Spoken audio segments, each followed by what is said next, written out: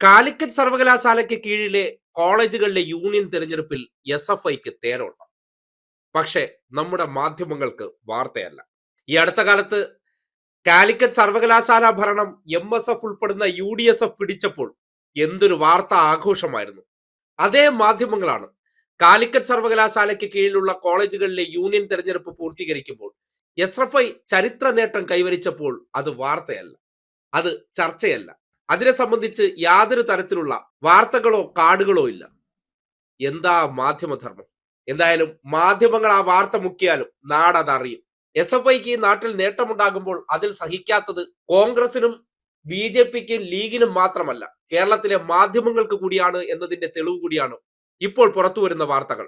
ക്യാമ്പസുകളിൽ ഇതര വിദ്യാർത്ഥി സംഘടനകളുടെ വിജയങ്ങൾ ആഘോഷിക്കപ്പെടുകയും എന്നാൽ SFI അതിനെതിരെ ശക്തമായി പോരാടി വിജയം നേടിയാൽ വാർത്തയല്ലാതായി മാറുന്ന ഒരു പ്രത്യേക സാഹചര്യം. നിങ്ങൾ എത്ര ഒളിപ്പിച്ചാലും പക്ഷേ യാഥാർത്ഥ്യം നാടറിയും.